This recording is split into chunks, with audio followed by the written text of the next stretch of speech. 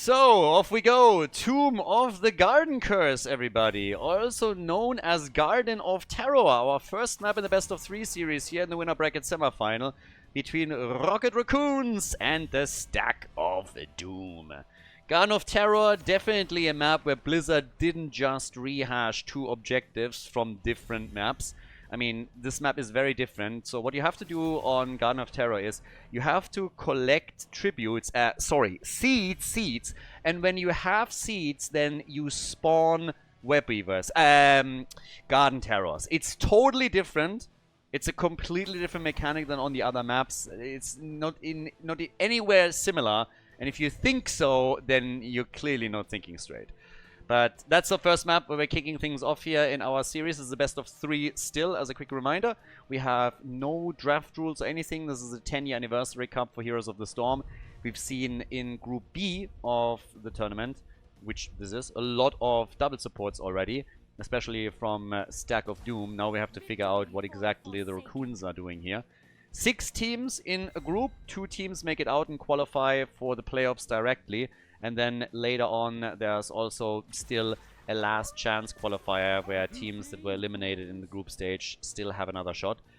We have the blue team starting things off with Hogga and with Johanna. They have, by the way, not played a match in the group yet. They directly advanced or were seeded into the winners bracket semifinal. So the groups are essentially a double elimination system where there is a lower bracket, meaning that whichever team loses here still has a chance to make a lower bracket run and try and take it there.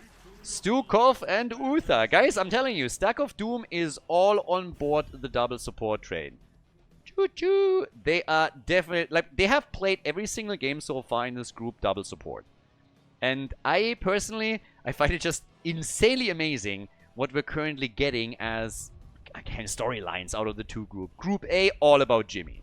Jimmy is everywhere. Jimmy gets played by tons of teams. Everybody tries to make him work. Exodia Stack, first and foremost. And now over here, we have Stack of Doom, the team around Ultralist that is just going double support all the way. And look what's banned. Oriel was played by them very aggressively in the first series, which Rocket Raccoons have been able to watch. So they ban Oriel as a result. And now they also ban Zarya, because in the previous games, not only did we see double support on both sides, but we also saw, in addition to the double support, a lot of additional layers for defense, being it Sanctification, Bunker, Zarya with the bubble. So lots of stuff happening here where sustain is reigning supreme for the teams, and we'll see how that works out for Stack of Doom in this series now as well. The winner of this moves on to the winner bracket final. We get Falstad now for Morena. Scout of Terror is a big map, obviously. So if you have a global, fantastic. Brightwing, who has fallen off a bit by priority, just generally speaking, which is a good thing. No more fruit flies. Hate all the fruit flies. But yeah, we have Brightwing in, so you have essentially also pseudo global there. And on the other side, we get Imperius and we get Blaze. So again, Imperius, main tank, and Blaze. Gives you a lot of stun and CC, but Sylvanas is therefore the only real damage dealer. Imperius can also pack a bit of a punch when it comes to the damage output, but Sylvanas is going to be the only real range damage dealer that they will have to rely upon very, very heavily. Then, last but not least, for the Raccoons on the left side, with Garden of Terror being the map, they also still need a bit more damage. Falstad alone is not going to cut it for them, so they lock in off here. And with that, we're heading into our first map. Game number 1, everybody. The Raccoons going up against the Stack of Doom. Garden of Terror, map number 1. The Raccoons on the left with Disciple on Ophir. Ubi on Hogga. We get Scorch on Brightwing. Morenas on Falstad. And Yon is playing Johanna. That's over on the right side. It's the Stack of Doom. X-Ray on Uther. Linked on Stukov. We get Außenseiter on Imperius again. Darkmog is playing Blaze. And we get Ultralisk on Sylvanas. Yeah, and Sylvanas obviously is going to try and take a tower down again. So they are opting for the top lane. The blue team pretty much has to guess where they expect Sylvanas to go. And they are missing this a bit. So there will be a rotation from the middle to the top any second now. There it is already. They're probably going to get it down to 50% of its HP. Maybe a little bit less even. But now that the rotation is coming in, they need to just save the rest and are already moving back. But they have a double support, of course, so that makes this a little bit more sustainable. But normally, with a play like this, you're trying to get the tower down to roughly 50%. Anything else, anything more aggressive than that, is very much you risking to fall victim to a flank and losing a hero, which negates the entire advantage that you're trying to play for here. So, yeah. But that's a kill. Yeah, that is Hogger down. So, the kill goes to Stack of Doom. They get first blood in this first game of the best of 3. And they've been actually really, really strong in their first winner bracket match. So, now they're going to try and continue that little onslaught. Right Wing even has to help out, but with Sylvanas, there's also a lot of pressure on structures, and the first tower is already gone.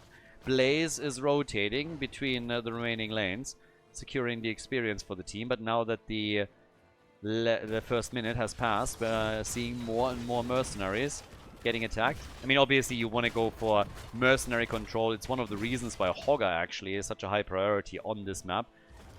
Starting to time this apparently as well. But yep, Hogger is always the one that is highly contested on this map, usually oftentimes also banned out because he's just so powerful at taking camps. This, on the other hand, is nearly backfiring. And if not for the poly here, it would have backfired.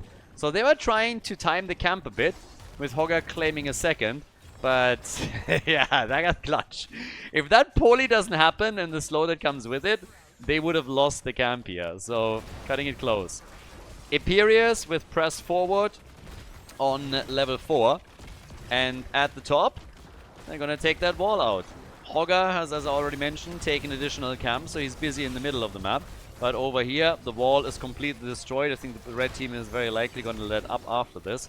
Blaze is fighting with Falstad at the bottom of the map. The Siege Giants are, of course, also helping out with the defense at the top. The Raccoons currently showing up with 3 heroes. But somebody needs... Wait, what? Falstad gets soloed by Blaze? Okay, something went very, very wrong there. Great job by Darkmog. Apparently he locked in a crucial jet propulsion against Falstad, but that shouldn't really happen. So he survives. They attacked even more aggressively up at the top, but somebody also has to deal with the middle of the map, because that's where Hogger is currently having an absolute field day. He was all alone there for a long time.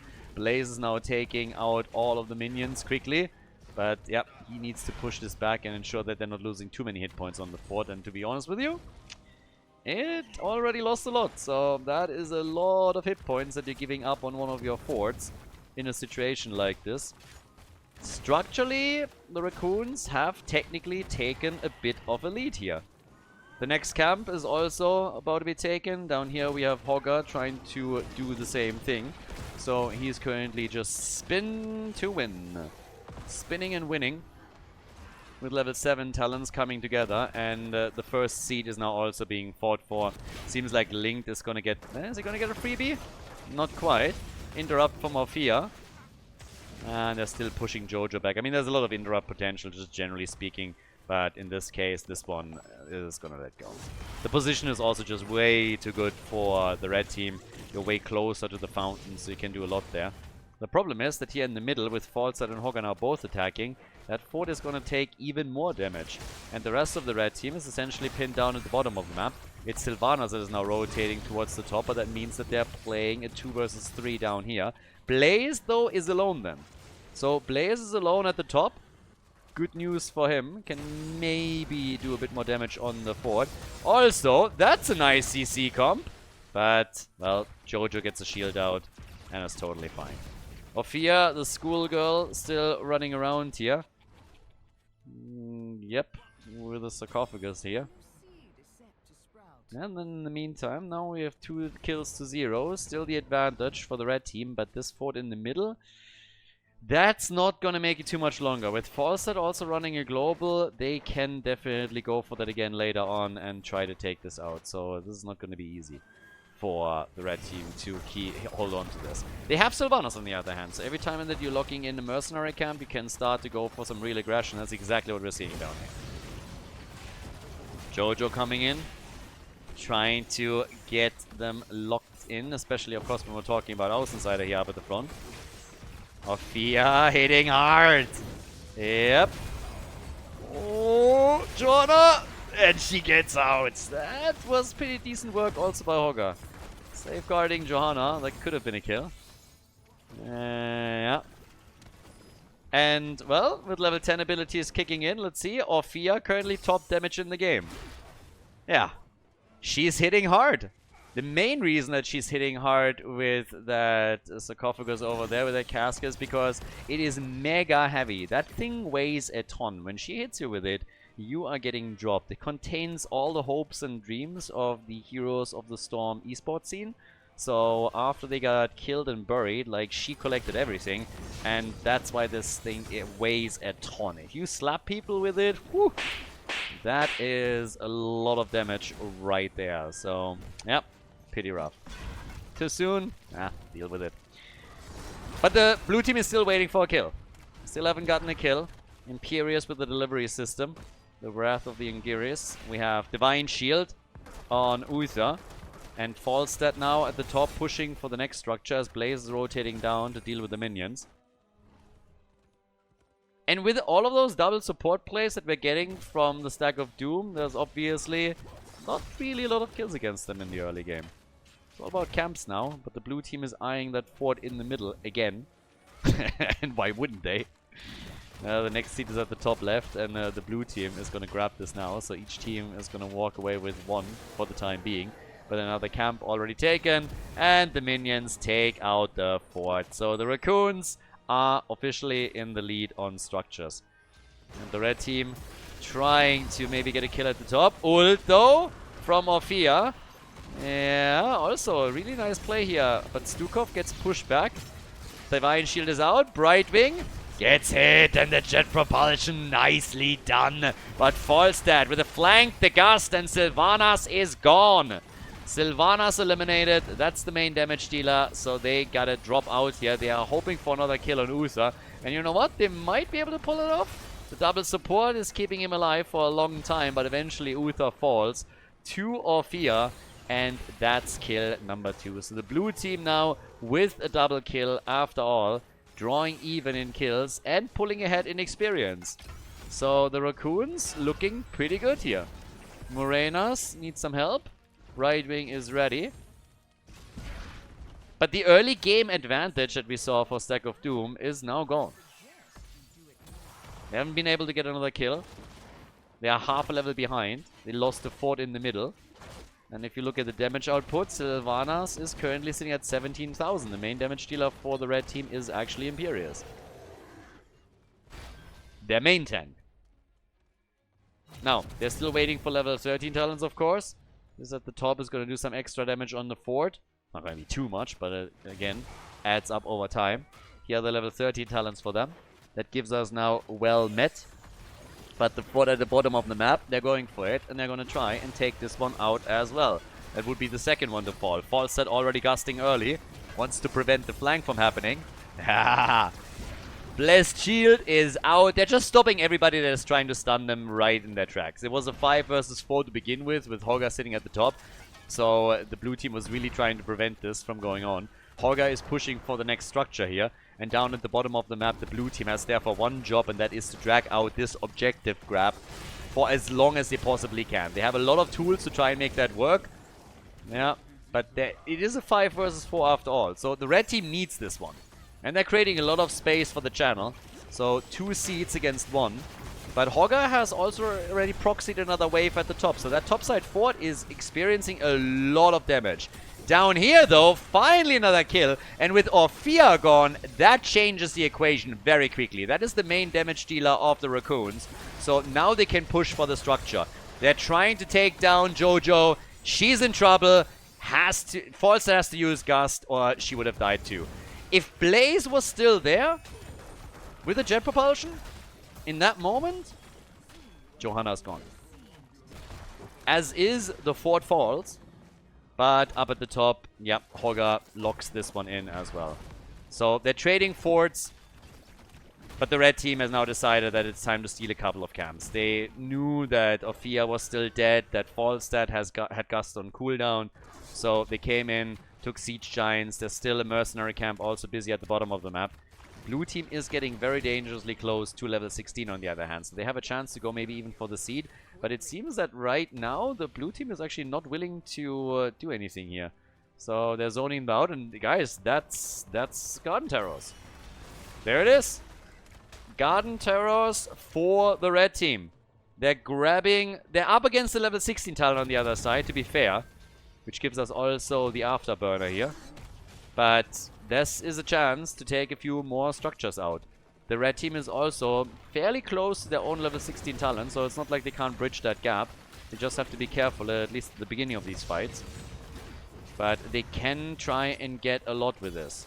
Up at the top, Blaze is already pushing. He's in a 1 versus 1 against Hogger, but he also gets experience for the team. There's the level 16 now for the Stack of Doom. That gives us Benediction, which is of course huge. We get the thermal protection, and we got the melting touch. Ophia, again, with some extra damage attempt down here. Uther with the Divine Shield, used early. Falstad is dealing with it down at the bottom of the map. And topside, hello? Blaze is dead, so Blaze dies to Hogger and the fort. That shouldn't happen, especially not with the Garden Terror around. We called out the nice plays of Darkmog earlier when he was able to take Falstad out in the 1v1 at the bottom of the map, but that should definitely not have happened. So Darkmog goes down, and they didn't get a single fort with this objective. Not a single one. 2 forts have taken damage, none of them have fallen. Uther is now dead. The Raccoons, ladies and gentlemen, they're doing great here. Jojo was in trouble, but then Falstad comes in with another gust and saves the day. And now that Uther isn't here and Blaze is also not with the team, the blue team steals away the Siege Giants and they kill Imperius. This is a huge problem for the Raccoons. For the Stack of Doom. The Raccoons, every time that they have some heroes low, they somehow save them. Maybe now they're overstepping a little bit. Nope, they just get another kill. It's honestly a bit insane how many kills these guys are getting, considering how low their heroes are. But they are still getting the kills, and nobody really dies on their side.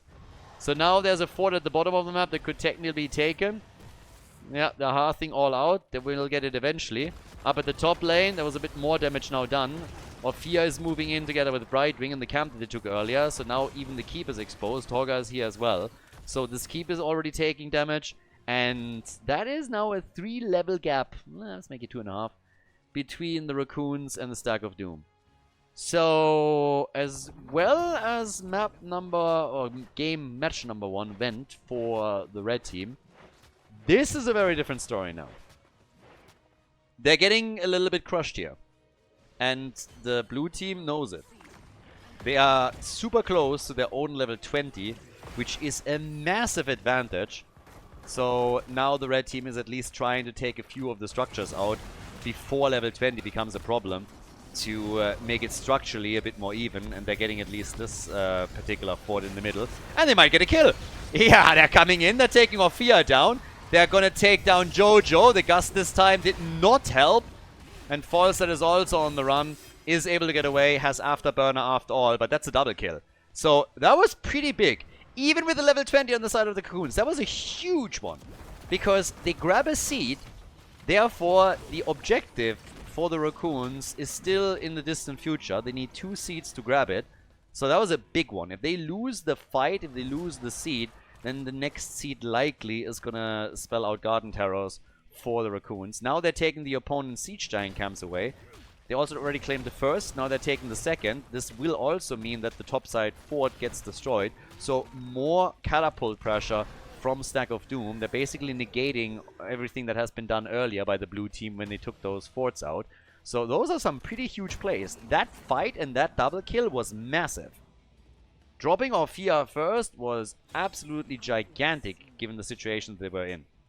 And now they're getting all of the camps on the map. They're closing the gap in experience at least a bit. They need a bit more than half a level to get their own level 20. And there is another seed spawning, but they don't even have to fight for this one. This seed doesn't matter to them. They can give this one up. If they see an opportunity to fight for it, then hey, by all means go for it. But that is definitely something that they can do, but don't have to. They don't have to engage into an opponent that has a level 20 talent in order to make this work.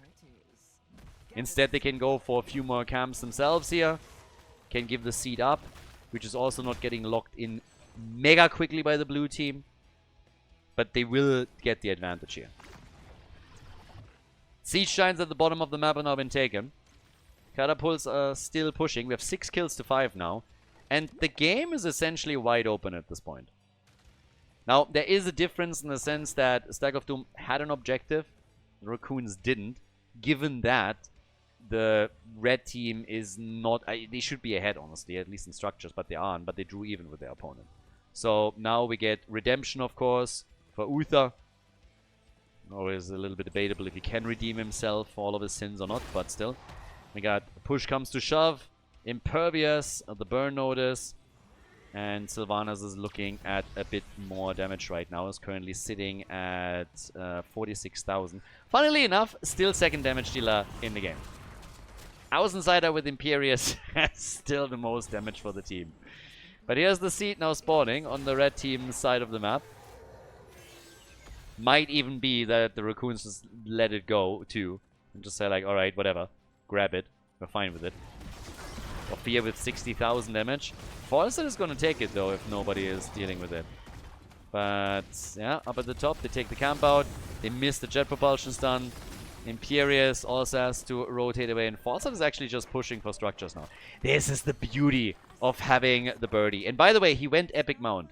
So just as a side note, Epic Mount Falstead. A clear indicator that the blue team wants to play the map. So, yeah. And bam, off he goes. Morenas is just flying out, and guess what? At the top that opens up a corridor straight towards the keep.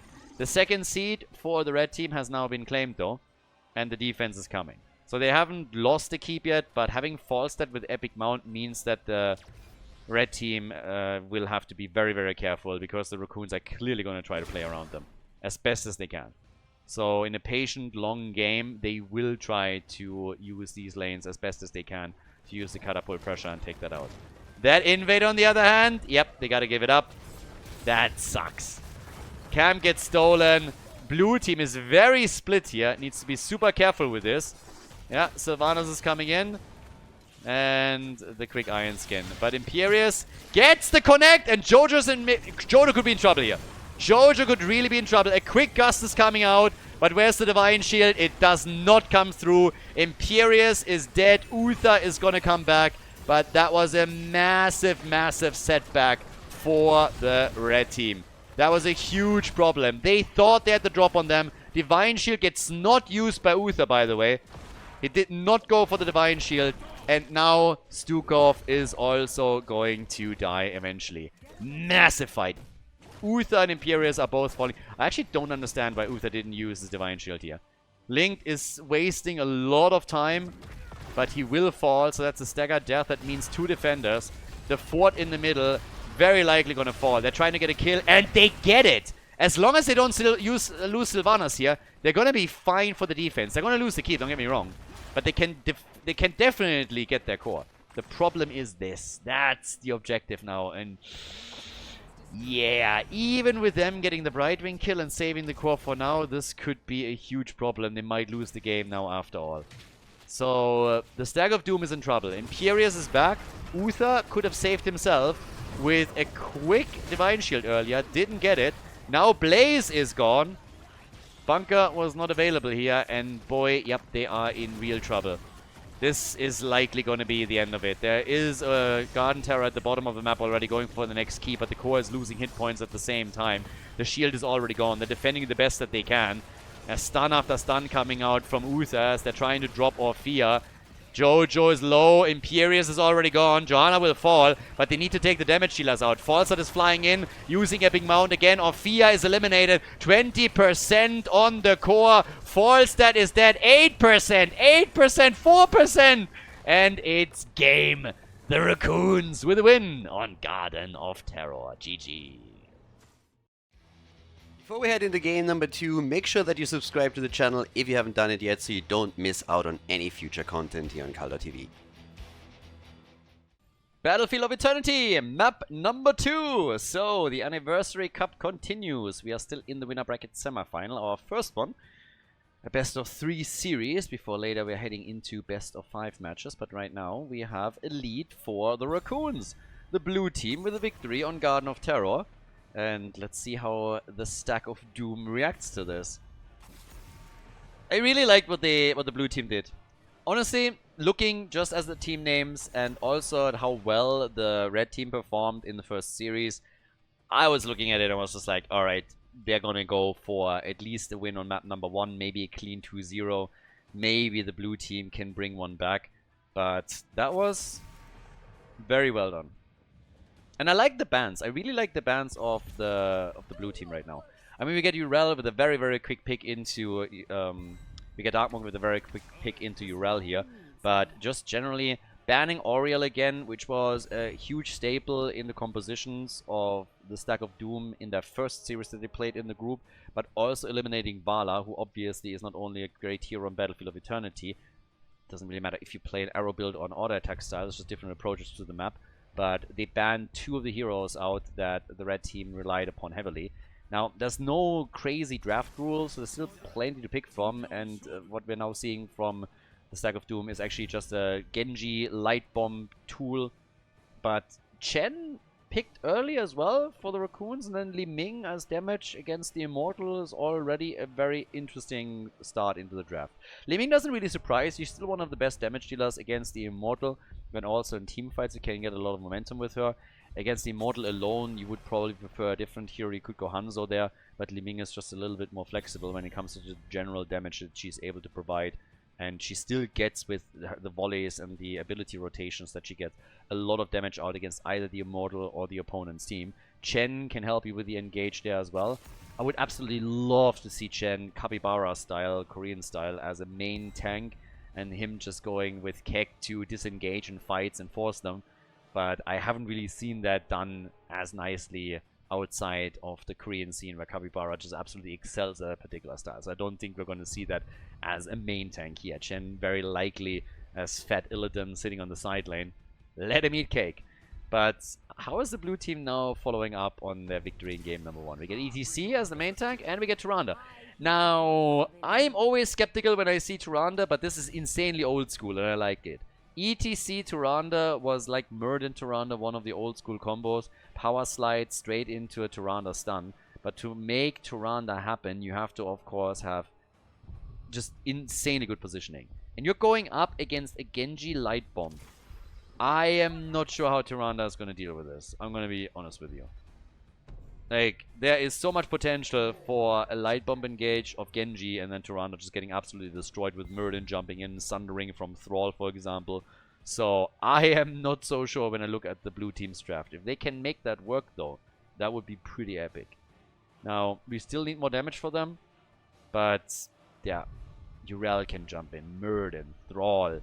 Tyrande is gonna have a tough time, I think. Positioning has to be exceptional to make that work. Final pick, we get Malphite. Triple front line. Well, it's match point. Match point for the Raccoons, ladies and gentlemen. Battlefield of Eternity. The Raccoons, they're in the lead. The blue team with the victory on our first map. And now over on the left, we got Disciple on Malthael. We have a Scorch on Tyrande. Really keeping my eye on Tyrande here. I want to know how this is going to work out for them. Morenas on Li Ming. We got Ubi on Chen. And Yon is playing ETC. As over on the right side, the Stack of Doom is responding for the first time in this group, in this tournament, without a double support in their 4th game. We have X-Ray on Murden, Außenseiter on Genji, Darkmok on Urel, Ultralisk on Thrall, and Linked is playing Anduin.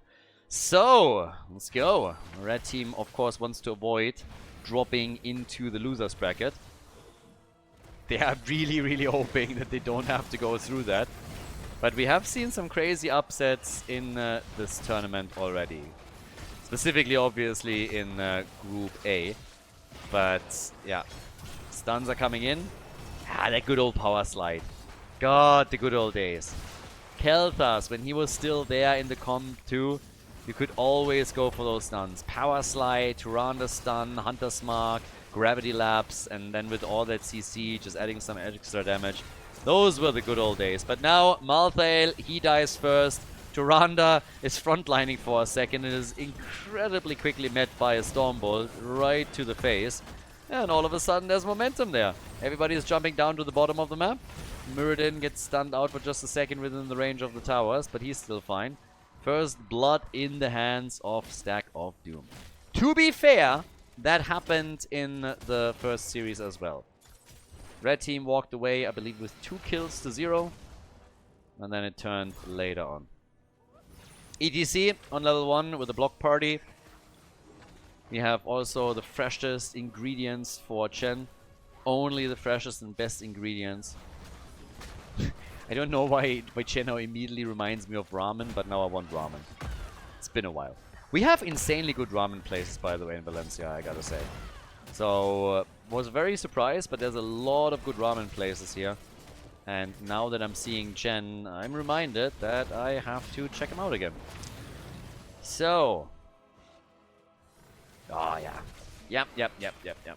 There's certain foods also that you only want to eat in restaurants. I really don't want to make ramen myself, because if I learn how to make a proper ramen myself, I'm just going to get fat. I'm going to eat that every day. So, yeah, you don't want that. But, well, for now, just a little bit of skirmishes here. Objective is popping up in a couple of seconds, of course, so that means that we're going to see the players make their move for the Shaman camps. Malthael, at this point, also with level 4, going straight for Throwing Shade. And we got Fear the Reaper. Great song. Stacks also for the Frostwolf pack here. The Hand of Freedom, Murica. Urel, the American Space Goat. And we got an American Pope now as well. One of the funniest things was actually that... one of the funniest things when Pope came out, like the guy studied at some American university, right? I forgot what he studied. I think it was like math or something. And someone, I don't know who, immediately made the comment, there is now a girl somewhere that is just like running around, like talking in to her friends. Is like, hey, I actually fucked the Pope. And it's probably true. I mean, the guy just like studied at some point before he became a priest, so he definitely had sex in university, even as a math major.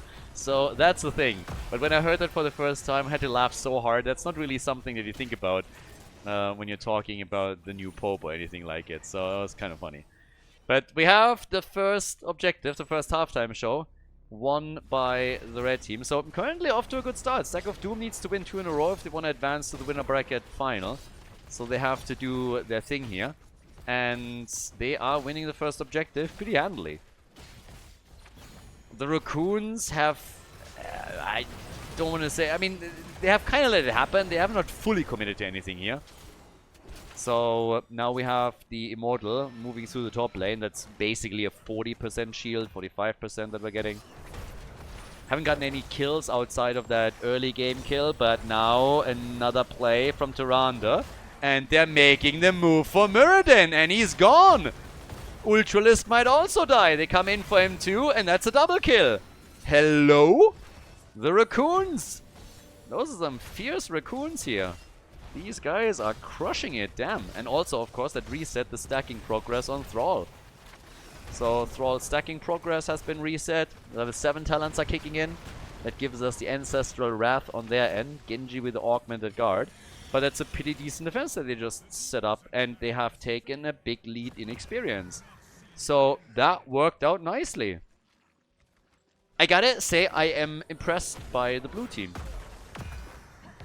I mean, I looked at the names. I mean, just comparing the names, for example, on both sides. You look at Stack of Doom, and then you look over to their opponents. I did not have the blue team in my head as the favorites. Not even slightly, but I like what I'm seeing. So, can they keep that up? Imagine them winning this with a 2-0. That would be pretty wild. But hey, I'm here for it. How far can these guys go? Or is the red team now just absolutely crushing it and destroying them? Keep in mind, Light Bomb is also not up yet. So one of the strongest combos that the Stack of Doom is going to execute throughout the game is not available yet. Let's not forget about that.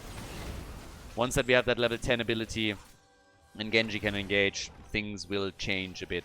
Especially for Tyrande in the backline. But we get Skullcracker now. We have 3 stacks again on Thrall's side. Calamity play from Li Ming. Oh, Morenas gets away. Yep, Stormbolt as Muradin re-engages. They go for Tyrande now, and she is the target. Tyrande is the target. I was surprised by the pick. I said it before. That pick also happened after the Genji and Anduin combo was claimed. And she falls. So Tyrande is gone. Thrall is sitting at 5 stacks. Good for Ultralisk. Immortal is spawning in a couple of seconds. And then we'll see who wins the second objective. But there will be an advantage for the blue team because of their level 10 ability. But they might still lose the halftime show here. We get Last Rites for Malthael. And we also have Starfall for Tyrande. So battle at the top is starting to pop off. But we have no level 10 abilities yet. Good connect though with the Wolf. Thrall is done. Thrall is done with his quest. So, yeah, 10 is in. We get the Keg plays from Chen. Only top shelf plays from him. And while they're working this one down slow, again, they have not really a couple of heroes that are mega strong here. Tyrande has the added benefit that you can apply the Hunter's Mark to the Immortal as well, so that's always kind of nice. But in order to really go ham here, you need to get Malthael onto the point. And it would always be better to win the team fight first. So once again, they lose the halftime show. Halftime show is once again lost. There's the Stormbolt connect. Yeah. Hitting them hard. Light Bomb. And they are making a play for the Cyberlier. They tried to take Malthael down. That didn't work. And here comes Last Rites. And they get the kill. But they didn't get the stack. Malthael died too. Did not get the stack. They got the kill. Genji with a blade. And that's a double kill. They're taking down Tyrande and they're taking out Li Ming. Yeah, that is where I think it can fall apart now. This is the problem. After level 10, when the Light Bomb engage is there, when you have Sundering against you, and on top of that, you also have Dragon Blade, it starts to get a bit dicey. The first objective, they dealt with it very well. They killed Muradin and were able to defend this. But now, of course, this one is going to fall. ETC is barely getting out. Should probably not re-engage here. Even with the heals that he's currently receiving. They're still trying to chase this. They have the speed medal on ETC, so they're really, really trying to connect with one of the heroes and take him down. But they're just getting away. And this one is going to hit a lot harder than the first objective. So, experience is more or less even. Nicely done by the Stack of Doom. And now it's going to be harder for the Raccoons. They still have the tools at hand to take the Immortal down quickly. Tyrande with a Hunter's Mark can really help in a situation like this. But as the game continues, you need to win some objectives or this is just going to hurt. Level 10 was always the tier where we would see the big power spike for Stack of Doom against the composition they're facing off against here. But time will tell what they can pull off. Once again, Light Bomb engage. They want Malthael. They can't get him though. Malthael is not gone. There's Chen at the top lane, and with Urel now coming in, this is a 5 versus 4. They go for the Last Rites, and this time he gets the kill. But they're still losing more heroes. Muradin is not the only one to fall. Thrall dies too, and Genji falls as well. Damn. The blue team again. There's another stun, and they might be able to take Dark Mode out too. All of his abilities, most of his abilities are on cooldown now, and that is the end of Urel. It's a quad kill. And Chen wasn't even here. Chen was at the top lane. Check this out. First, it was the Last Rites on Muradin that takes him apart. Then they're killing with Li Ming and the reset that she's getting Thrall. She dies, but they are still able to take Genji out. And then they follow up with another kill on Urel. Damn. These guys are... they're really pulling it off here. I'm honestly impressed. The damage output, we have Li Ming at 35,000. Genji is a bit higher. The two of them fighting their own little battle. Oh, but Malthael gets caught and killed at the bottom of the map. Sundering and ET, see ya! He's gone. There's beef on the barbecue, boys. And the fort falls as well. So, just as we were worried about the stack of doom, they're coming back with a vengeance here. They're not even going for a defense, they're going instead for the camp now. Chen is the only one that hasn't died yet on the blue team side. On the red team side, it's Anduin. That doesn't surprise. I mean, Anduin again, some of the training that Anduin does is sprinting, so they can head away from a fight. So he's going for a lot of interval training there, just like trying to run away, and he's doing a great job at it. Him not dying is a good indicator for this. But now that we're fighting for the Immortal again, we're essentially looking at more or less the same situation. The lead at the halftime show goes to the Stack of Doom. And at some point, the Raccoons have to win an Immortal, or... well, it's not even so much about winning the Immortal and doing damage with it yourself. You want to do that, of course, but you want to deny it to the opponent. And they're losing already too much as is. And, well, that's Malthael gone. Malthael is gone. Insta-eliminated. And now the team is playing a 5 versus 4. Tyranda's getting attacked. There's the Sun Ring. And Scourge is very likely going to die here. Yep, that's the end of Tyrande. And they're just not getting those counter kills anymore. So, Stack of Doom, they are getting this done now. 11 kills to 7. That's a pretty wild series, by the way. Earlier, it was the 4 versus 5, where the blue team pulls off a victory and kills 4 heroes. But now, when we have the actual battle over the objective, it is again the Stack of Doom that prevails. And that's going to eliminate the topside fort. Level 16 talents for them. They also have a lot of synergy now, of course. We have Final Cut, another strong ability, just as Dignitas. And we get the Alpha Wolf synergy with a level 4 talent, plus the double pull from Anduin. So, topside fort is a goner. Can't save that. The question is, what can you do around your own keep? That's the bigger one. 11 kills to 7. Here comes the big move now from Stack of Doom as they're going for the Raccoons' first keep. And structurally, the red team is ahead. In experience, they're ahead. In kills, they're ahead. And they still have the push here. Chen could try and go for a bit of a kick play. Keep is going to take some damage. If they can get kills, they can do more. But I don't think they are going to be... well... Power Slide. Quick stun afterwards. Immortal still does some work here. Light Bomb. Nah, this time they can't do anything with it. So the Keep is likely going to still stand. They get it down to 50% of its HP. But not more than that. Sun Ring. Once again. Thrall. They want to go for it. And bye-bye. That's a kill. And we say bye-bye. Bye-bye. Down goes Thrall. So the blue team is defending. They get a kill with it. Muradin is hearthing out. But what does that kill do for them? It shuts down the aggression. And they have a bit more momentum that they can use. But at the end of the day, the blue team needs some Ws. And I'm not talking about some random kills. They need to take forts out. They need to win objectives. And it's right now not happening. They're always getting some kills and they're making some nice moves. But when it comes to the really important moves and fights, they are just having some problems. Now, this is a good play. Now they're getting the first fort.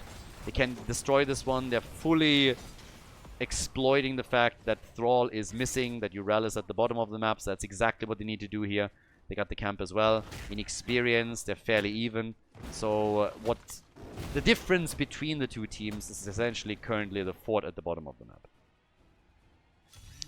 But the big question is what's happening now around the objective. I don't really want to say this is a do or die moment, but this is a pretty crucial moment for the blue team one way or another. If they lose another Immortal, and if it's another big win for Stack of Doom on the objective, keep in mind, they won, I believe, 3 in a row. This would be the 4th now. Then you are going to lose a keep. So, yeah, they have to do something. It's going to be a quick race. Should be won again by the red team. I don't think that they can take it. Well, currently... this is actually the best that they've done so far. Blue team won the race on the objective. So now it's just a question of who wins the team fight. They're trying to go for Muradin here. Yeah, that is actually really nice play. And that's the end of Ural. Didn't use the ult. Perfect execution. That was fantastic. Now we're seeing them keck them out. They want to go for the objective. ETC and Chen are creating some extra space. Another issue that the team has, though, is this camp at the top. And that's where Malthael comes into play. Malthael is dealing with this now, but they're also getting the objective. So, the Raccoons! Wow! They actually did it. They win an objective with a 50% shield. Malthael is saving the top side keep and can now take out another wave before before he joins the fun. Take the catapult out here too. The fort is already about to be destroyed. Guys, I don't know, but that is actually pretty sick. They just blew Urel up within seconds. Not even seconds. I mean, what was it? Like less than a second. Urel was just dead. Stun locked, Hunter's Mark, burst damage, bam, gone. No chance to get the ult. And now they're getting closer to level 20. So, yeah, Sundering is used. Malthael is dead. Yep, he flanked in too aggressively. Malthael is gone. Oh, boy, that hurts. Just as you win your first objective, and then you get a rotation like this, and Malthael just dies. They don't have level 20, so he can't just buy back immediately. The keep is taking damage, but it's not going to be destroyed. Chen at the top lane is going to get some extra damage in, but now we're talking about level 20 talents on each side. This is a very, very close game. Really, really close one. Malthael with no one can stop death, but, well, then go for it. Shooting Star, Tal Rashas, and then on the other side, Muradin, of course, with Rewind. Genji is now becoming the dragon. Urel with Seraphim. And we get Sensor on Anduin. And while they go for the camp at the top, they're actually trying to set up a bit of a trap here with Chen at the bottom of the map. But yeah, the Owl says hello. Quick greeting from Hogwarts. Hedwig says hi. And now they're still trying to force a fight. Dark Mork? Yeah, but again, don't force it too much. Malthael has 2 stacks on his ult. It's a 10-second cooldown reduction. It's not enough to make a big difference in a normal fight. Maybe on an objective. But even that's a stretch. So, yeah. Everybody's just looking for that one connect. And Muradin! Ah! Oh, that's so close. Way closer than I thought it would be. Thrall might also be in trouble here. And, well, Genji...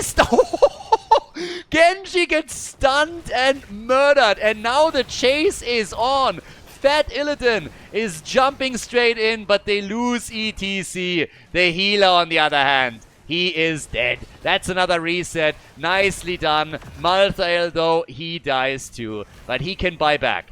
He's back to business already, and we have the Immortal up. So now it's a 3 versus 4 on the map. Chen would love to force some fights here. What is this series? The Raccoons, ladies and gentlemen. Damn. I like these guys. Way stronger than expected here. And I'm absolutely here for it. Urel nearly gets hit. Needs to be mega careful now. Ult is back up in a couple of seconds for Malthael. That would be huge for them if they can get another kill with the last rites. They're going for the Immortal, though. Last rites is up. They can get a kill. They can get a kill. Muradin is done. Muradin is gone. He's dead. And that is a huge kill. 14 kills to 12 now. And they just won the halftime show with ease. And now they're going to go for the 100% shield. Guys, they might win the game right here. They might win the game right here. ETC is back. ETC is back in the game. And now they have the attack through the top lane. Yeah, the wall is still fully standing. Muradin is back in 30 seconds. Last rites will be back in time. But damn. That is some awesome stuff from the blue team. I would not have bet on them. So many times in this game where you thought, alright, that's it. The red team is walking away with it now. And it just didn't happen. Now they're trying to threaten the flank here. Muradin still down for another 5 seconds. This Immortal hits like a truck. But they gotta be very careful. Urel already has to use a couple of her cooldowns. Her ult is still on a 40-second cooldown. Thrall gets attacked here. Light Bomb engaged. Muradin is jumping in, says hello. Sundering is out. And last rites. That's the end of Thrall. Thrall is gone. Thrall is dead. Muradin is low. They're falling apart. They're falling apart. The stack of doom. Can Genji save it? Genji is trying. Ours Insider. He's not making it. Urel is gone. And that's 2 heroes down. That's 3 heroes down. That has to be game. What the hell? The Raccoons. Insane. What an awesome performance by these guys. They're taking out the stack of doom and sent them packing. The Immortal is already on the core. Muradin is dead. That's X-Ray gone. And they claim victory. A 2-0 victory for the Raccoons. They move on to the winner bracket final. Holy hell. GG and incredibly well played.